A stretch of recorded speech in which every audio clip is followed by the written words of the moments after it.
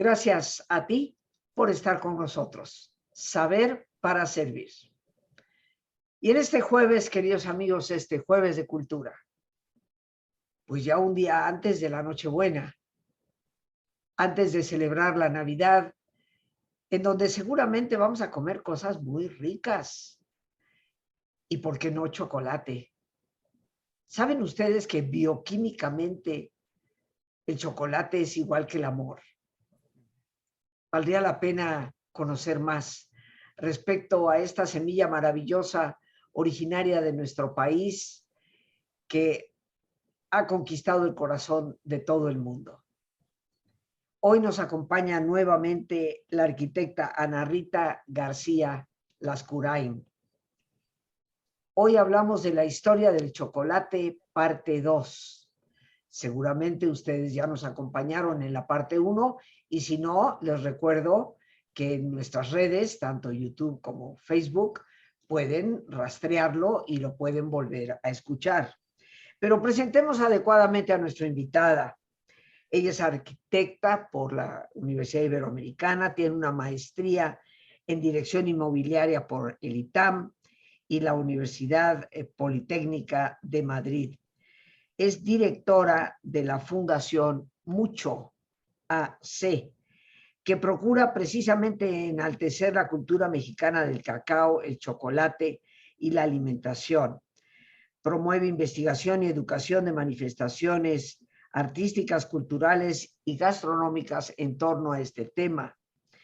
En 2018 ella fue seleccionada entre las 10 mujeres emprendedoras mexicanas presentadas en el Senado de la República y en 2019 fue seleccionada por el Banco Interamericano de Desarrollo como gestora creativa del patrimonio cultural y es miembro del Consejo de las Américas.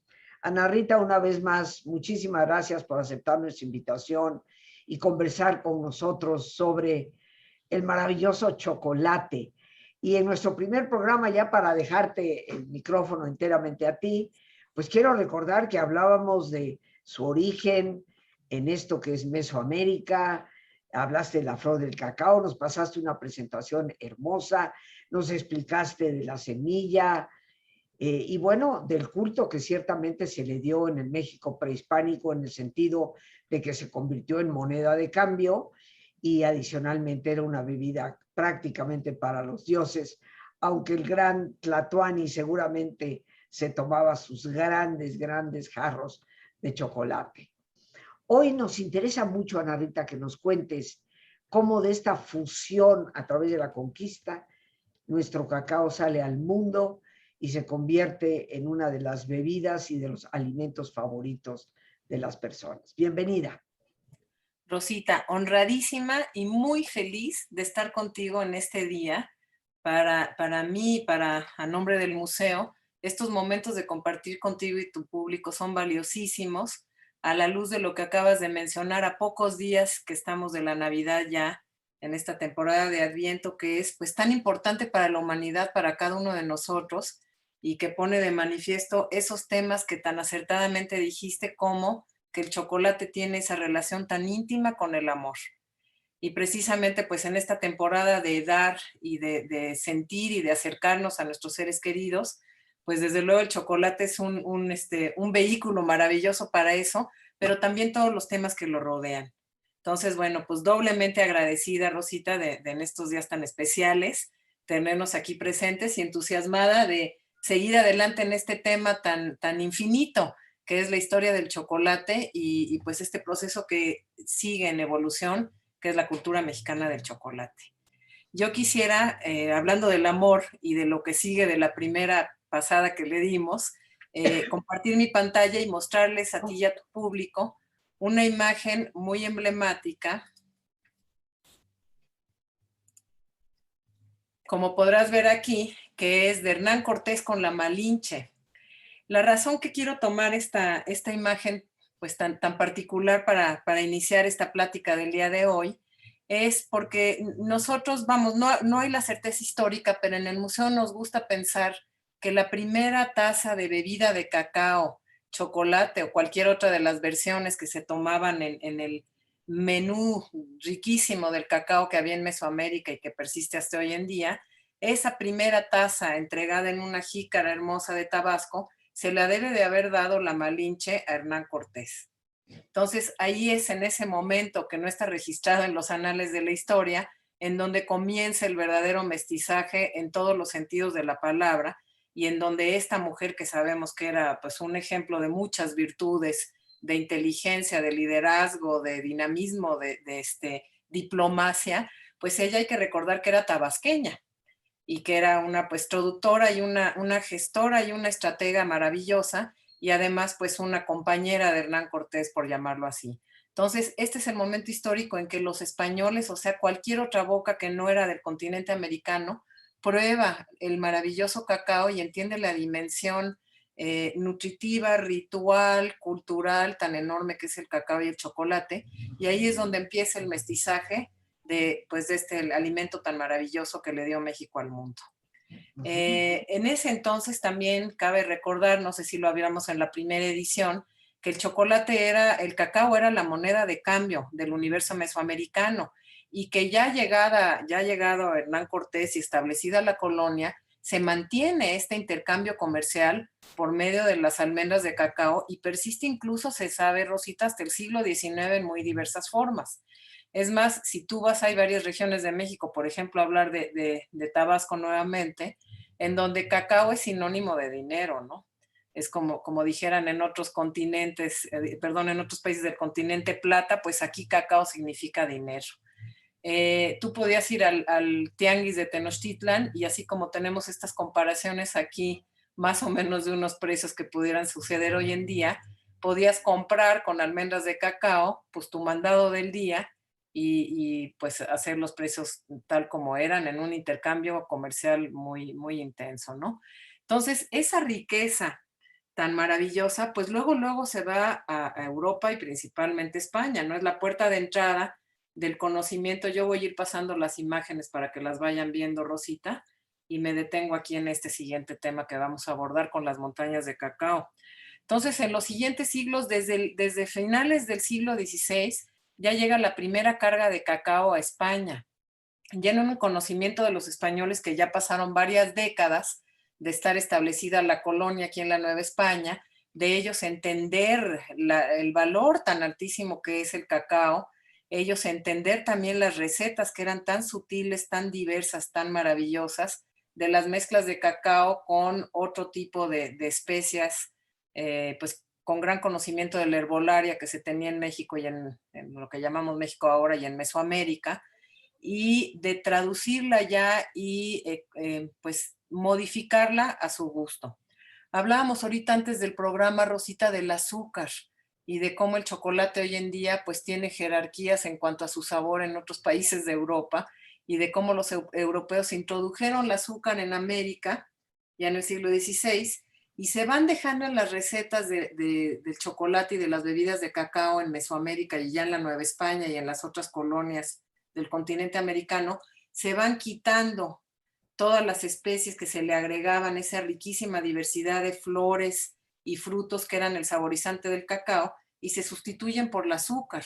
Entonces, ese diría yo que es un primer parteaguas esencial en la historia del chocolate en la humanidad, que ya no es un elemento ritual. Recordemos que con la evangelización, pues todos aquellos rituales que recordaran o que celebraran al panteón de dioses de Mesoamérica se iban eliminando. Entonces quitemos todo ese contenido ritual y también para el paladar de los españoles, pues esos aromas y sabores sutiles de las flores, las raíces, las especies, los chiles de Mesoamérica eran incógnitos, ¿no? Muy desconocidos, muy difíciles de apreciar en este mestizaje de culturas.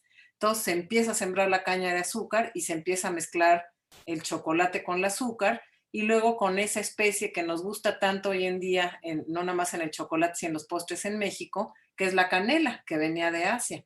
Entonces, digamos que se hace la transición a esta bebida y ya cuando se establece en España, pues se empieza a hacer ese chocolate ya más espesito, como lo conocemos, ya con su azúcar y ya pues sin todas esas flores tan efímeras, tan sutiles, tan parte de la biodiversidad mexicana, que ya son muy difíciles de transportar para el paladar europeo, ¿no? Tenemos aquí entonces que rápidamente se empieza a dar un cambio. Pensamos en Cortés llegando a la Ciudad de México en 1519, la conquista en 1521.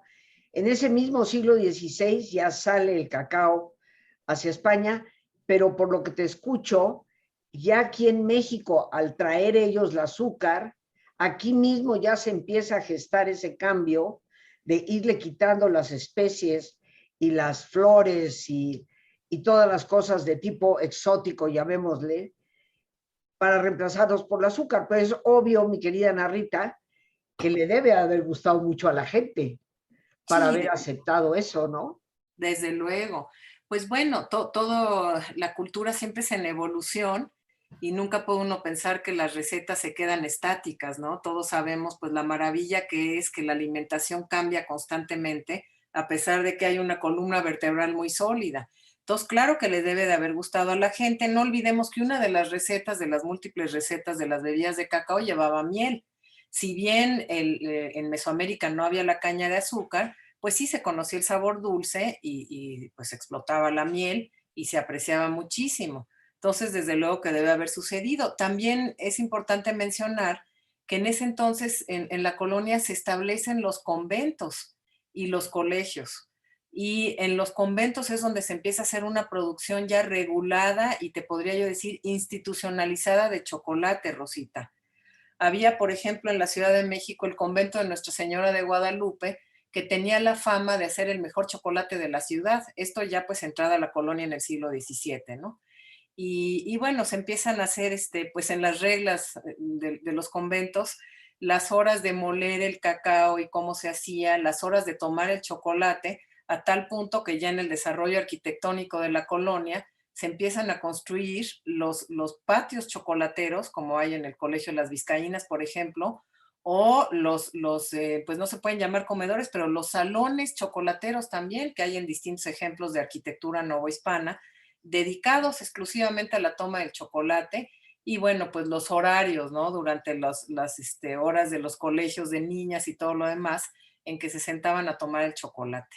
De O manera sea, que, adelante, Rosita, perdón. perdón, no, no, no, no. O sea, pensé en un momento, no sabía yo de esos salones chocolateros, como has Sí, mencionado, se asemeja mucho a los salones de té, ¿verdad? En totalmente, Inglaterra. sí. O sea, era un lugar específico para ir a tomar chocolate. Pero me surgió una pregunta, Narrita, por curiosidad. Tú sabes que cuando el café llega a Europa, el café que tiene su origen en África, era como pecado tomar el café. Claro, el café te estimula, es un toque adrenérgico a tu sangre y por eso hay gente que inclusive no puede dormir tomando café.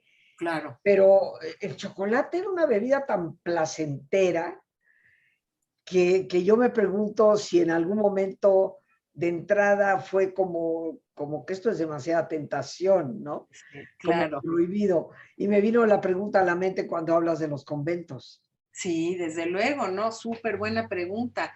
Pues hay también esa muy simpática historia. El chocolate se tomaba también, Alora, tú recuerdas esas larguísimas misas, ya también bien entrada la colonia.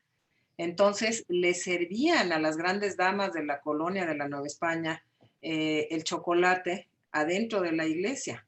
Entonces, bueno, pues imagínate una barbaridad, a tal punto que se sabe que el obispo de San Cristóbal de las Casas prohibió esa práctica terminantemente, ¿no? Entonces ya no se puede servir chocolate en la misa. Y dicen, a los pocos días de esa prohibición, que amaneció muerto este obispo y que fue porque le dieron a alguien un chocolate envenenado a causa de esta terrible prohibición. Y luego además, bueno, desde luego estaba regulado cuando se podía tomar en la cuaresma, pues se hace el sacrificio de no tomar chocolate hasta hoy en día mucha gente, ¿no? Entonces, claro que era considerada una bebida de lujo, una bebida pues de ocasión, pero yo creo que también estaba mucho más en la cotidianidad a lo largo de la colonia y yo te podría decir hasta principios del siglo XX, que todavía formaba parte de nuestra dieta diaria y la bebida de chocolate era un elemento de nutrición y de vinculación familiar importantísimo.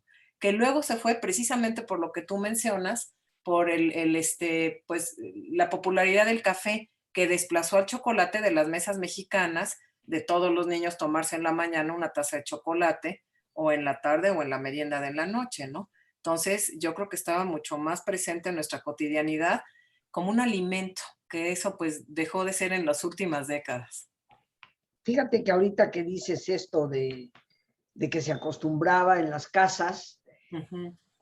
bueno, el chocolate es una bebida mucho más saludable para los niños que el café, Mucho más. pero mucho más en todo el sentido de la palabra, a nivel nutritivo, a nivel, vaya, energético, pero con una energía mucho más saludable que la del café. Y sin embargo, Totalmente. hoy tristemente ves a niños pequeños, ya de 9, 10 años, tomando café, aunque sea cafecito con leche, pero es café. Y se ha Claro. desplazado el uso del chocolate, lo cual es una pena. Pero hablábamos, Ana Rita, también tú y yo, previo a entrar al aire con el programa, un poco sobre cómo es que el chocolate, aunque entra por España, no Ujú. va a ser España la que capitaliza la riqueza del chocolate. Hoy pensamos en chocolate, oh, Suiza, el chocolate suizo, el chocolate belga, ¿no? Tienen fama de ser de los mejores del mundo. Te voy a poner aquí otra al público, otra diapositiva interesante, Rosita, que es las proporciones hoy en día de consumo de cacao en el mundo. Como puedes tú ver, más del 50% del cacao se va a Europa y ahí se procesa. 25% a Norteamérica, 15%, todo esto desde luego, como todas las estadísticas, hay que tenerlo con la reserva de que son elásticas, dinámicas y es un aproximado. 15% Asia y Oceanía, más bien yo te diría a Asia, 7% a Sudamérica, en donde entramos nosotros, y 3% a África. Entonces, esto es muy emblemático del consumo de cacao también en el mundo. Eh, Aquí puedes ver, por ejemplo, una gráfica de lo que mencionábamos, un mapa más bien de lo que mencionábamos y de pues, las rutas de cacao y chocolate en el mundo. Entonces, la producción y el consumo más intensos son en el hemisferio norte, como lo puedes ver, o sea, en Europa y en Estados Unidos y Canadá. Sin embargo, la producción de cacao, pues sabemos que el 70 o más por ciento del mundo se lleva a cabo en África, en donde estás viendo esas manchas verdes de los países, que son principalmente Costa de Marfil y Ghana, y luego pues en el continente americano, México, desde luego que está en verde, Brasil, que es un gran productor, y Ecuador. Entonces, aquí la ironía es, y tiene que ver pues con muchos otros factores, además pues, la distribución económica del mundo, ¿no? Entonces, ¿qué es lo que sucede? Siglo XVI se va el cacao a España, de ahí se empieza a distribuir por el resto de Europa, lo empiezan a valorar muchísimo, se produce solamente en América en ese entonces, ¿no? Llega a África hasta el 19, y bueno, pues los europeos se vuelven locos con el chocolate. Pasan los siglos, siguen consumiendo cacao y haciendo bebidas hasta que llega la revolución industrial, y ahí es donde explota el asunto, ¿no? Entonces, ellos son los que fabrican y los que llevan esta producción del chocolate de lo doméstico y lo artesanal a lo industrial. Por eso son las grandes fábricas en Suiza, en Francia, en Alemania, en Italia, las que empiezan a producir ese chocolate y luego a redistribuirlo por el mundo. Mientras que nosotros en México, pues si bien tenemos una industria sólida y si bien en el siglo XIX también se construyó, pues teníamos ya ese referente pues del chocolate europeo y ese consumo, ¿no? Como puedes tú ver aquí, las 4 grandes marcas que hasta hoy en día siguen produciendo la mayor parte del chocolate del mundo, pues son estas, ¿no? Y habría que agregarle aquí Ferrero, que también es una marca muy importante. Entonces, bueno, pues estas son las marcas que controlan la alimentación en general del mundo y también el chocolate.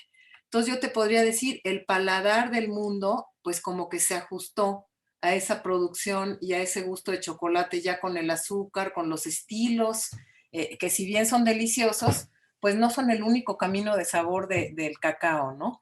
Yo creo que ahorita en este siglo XXI lo que viene es pues volver a probar los chocolates mexicanos que son de altísima calidad, volver a entender las bebidas mexicanas del cacao, que también son, como bien decías, mucho más nutritivas que el café y muy deliciosas, y entrar pues en este nuevo intercambio gastronómico y de sabores en el cual México pues destaca muchísimo siempre, ¿no? En toda su gastronomía.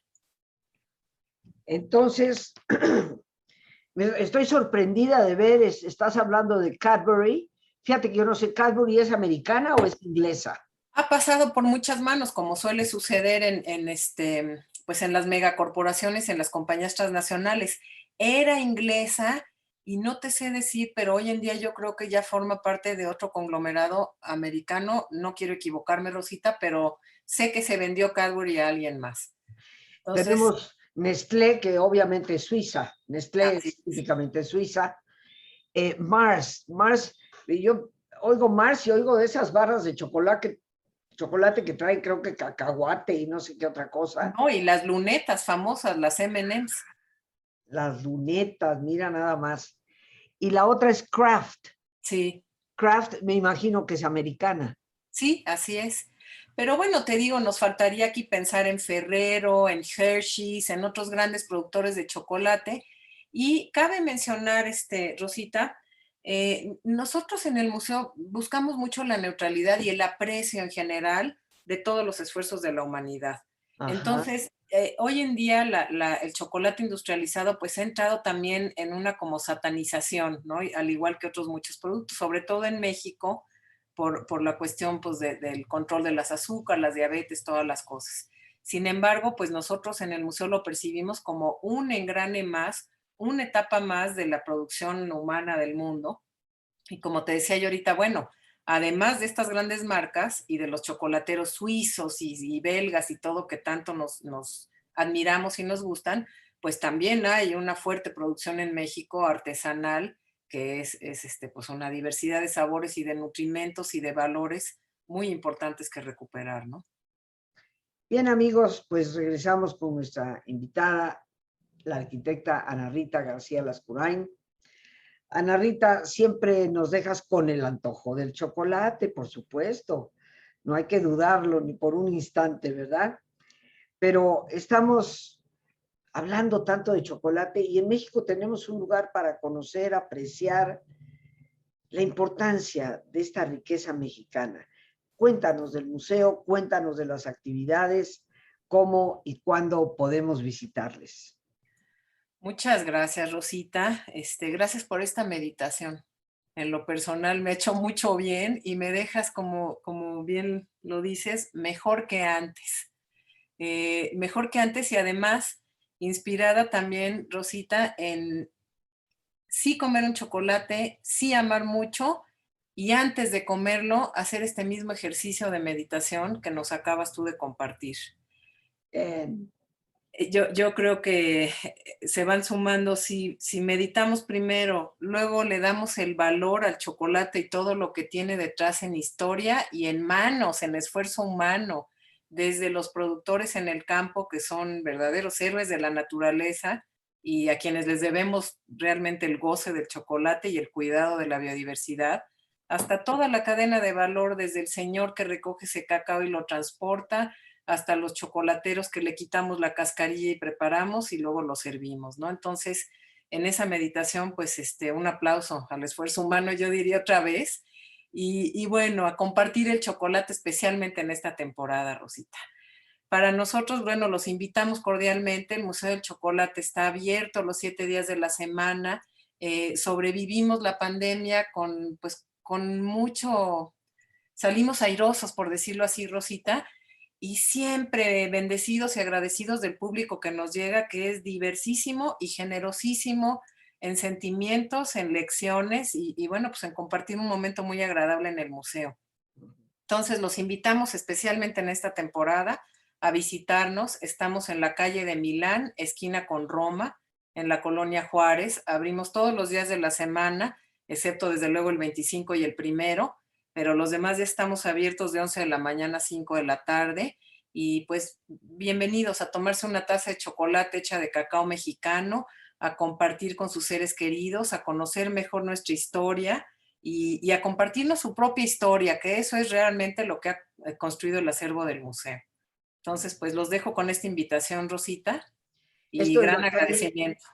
la calle de Milán, esquina con la calle de Roma, la colonia Correcto. Juárez, y están abiertos de lunes a domingo de las 11 de la mañana a las 5 de la tarde, Así. exceptuando, por supuesto, ya el día 25, que es pasado mañana, y el día 1 de enero, que son días de fiesta para todos.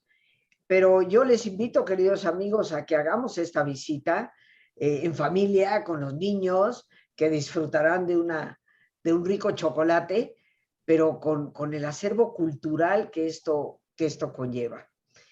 Ana Rita, ¿algo más que nos quisieras decir antes de cerrar nuestro programa? No, Rosita, siempre agradecimiento contigo. Es un privilegio y un placer poder participar en tu programa. Te agradezco nuevamente esa meditación y pues toda tu sabiduría y tu generosidad. Y nada, pues hacer extensiva la felicitación, que haya muchas bendiciones para todo el público y en especial para ti, Rosita, muchas bendiciones y agradecimiento. Muchísimas gracias, Ana Rita. Y bueno, ciertamente que la historia del chocolate, queridos amigos, es parte de la historia de nuestro país. Nos habla de nuestras raíces prehispánicas, nos habla de ese mestizaje del cual somos productos prácticamente todos los mexicanos, y nos habla de la enorme dimensión que puede tener algo que se originó en México y que ha conquistado el corazón de tantos. Ojalá nosotros como mexicanos retomemos la tradición del chocolatito en vez de tanto café que a veces se toma y que no es lo más saludable para nuestro cuerpo. Dicen por ahí, Ana Rita, que es que el chocolate engorda, y yo considero que todo con medida tiene ciertamente mucho que aportar a la salud, y que si sabemos balancearlo, estaremos en perfecto estado. Sin duda. Nuestra gran invitada, la arquitecta Ana Rita García Lascurain, por hacerse presente en el programa. Gracias a nuestra productora Lorena Sánchez y a ti, el más importante de todos, una vez más, gracias. Muchísimas gracias por tu paciencia al escucharme y por ayudarme siempre a crecer contigo. Que Dios te bendiga.